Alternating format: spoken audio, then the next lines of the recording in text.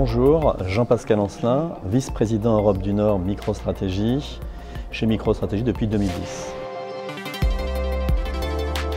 On a eu au départ l'infocentre, l'analytics, on a mis en place des dashboarding, on a mis à disposition aussi des outils vis-à-vis des directions fonctionnelles de self-service et de data validation où ils pouvaient eux-mêmes créer leur tableau de bord plus simplement et ça s'est vraiment amélioré. En revanche, si on veut donner et démocratiser l'information pour tous dans l'entreprise, eh bien, il faut passer par cette notion d'hyperlink où la data arrive directement sans interface. Il faut que ça devienne plus simple. Il faut que quand je suis dans mon mail, j'ai un mot surligné, je mets la souris sur ce mot et apparaît directement la carte de l'information qui est sur un produit, sur un client, par exemple. Et directement, j'ai une information qui arrive. Et si je veux une donnée de détail, à ce moment-là, je peux driller dans l'information de détail et rentrer dans mon dossier. Les entreprises veulent que les employés deviennent data-driven. Donc il faut que la data soit présente partout dans le processus de décision. 0 clic, temps réel et sans interface.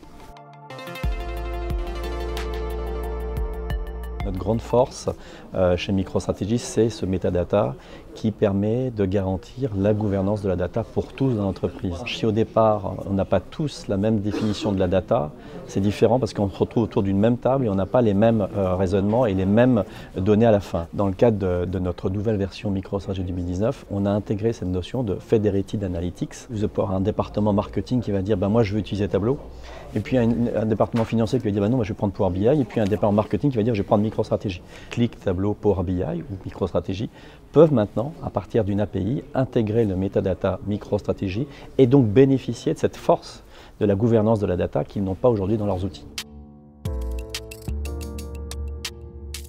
Cette notion de mobilité, elle est importante parce qu'il ne faut pas qu'elle soit vue uniquement je reçois un tableau de bord ou un dashboard sur mon smartphone ou sur ma tablette et puis je fais du drill down et j'analyse. Non, c'est pas ça. Aujourd'hui, il y a toutes ces forces de vente qui sont sur le terrain, qui n'ont pas beaucoup de temps à eux de rentrer soit à l'agence ou alors ils sont obligés de rentrer chez eux et faire des comptes rendus de réunion. Là, il faut leur donner des outils qui sont simples à utiliser, sans coding, du temps réel et surtout de rentrer dans l'action directement devant son client.